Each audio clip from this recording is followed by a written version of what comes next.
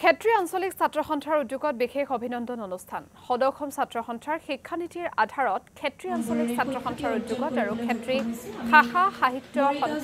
ছাত্ৰ সন্থাৰ সহযোগত অভিনন্দন অনুষ্ঠানৰ আয়োজন কৰা হয় হাইস্কুল শিক্ষান্ত আৰু উচ্চতৰ মাধ্যমিক চূড়ান্ত পৰীক্ষাত সুখ্যাতিৰে উত্তীৰ্ণ ছাত্ৰ ছাত্ৰীক জনোৱা হয় বিশেষ অভিনন্দন অনুষ্ঠানত উপস্থিত থাকে আছুৰ কেন্দ্ৰীয় সাধাৰণ সম্পাদক সমীৰণ ফুকন মৰিগাঁও জিলা আয়ুক্ত দেৱাশিষ শৰ্মাৰ লগতে জ্যেষ্ঠ সাংবাদিক প্ৰাঞ্জিত শইকীয়া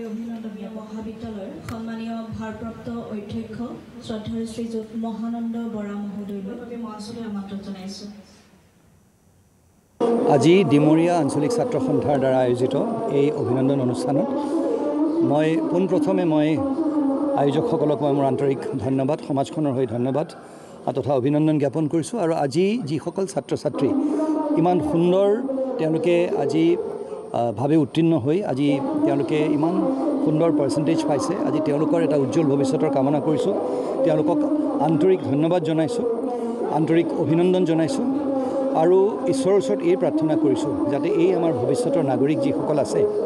আজি এনেধৰণৰ এটা সুন্দৰ অনুষ্ঠানত তেওঁলোকে পঢ়া শুনা কৰাৰ তেওঁলোকে যি সুযোগ পাইছে সেই সুযোগ যাতে তেওঁলোকে পূৰ্ণৰূপে যাতে যিখিনি অভিভাৱকসকলে শিক্ষকসকলে শিকাইছে সেইখিনি আয়ত্ত কৰি এজন সুনাগৰিক হোৱাৰ বাবে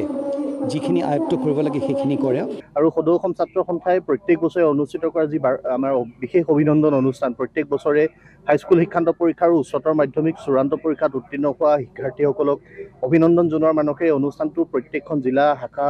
আঞ্চলিক ছাত্ৰ সন্থাই অনুষ্ঠিত কৰে ক্ষেত্ৰীয় আঞ্চলিক ছাত্ৰ সন্থায়ো আজি ডিমৰীয়া মহাবিদ্যালয়ত খুব সুন্দৰভাৱে এই অনুষ্ঠানটো অনুষ্ঠিত কৰিছে অনুষ্ঠানটোত অংশগ্ৰহণ কৰিলোঁ কৃতিমান ছাত্ৰ ছাত্ৰী বন্ধু বান্ধৱীসকলক লগ পোৱাৰ সৌভাগ্য হ'ল আৰু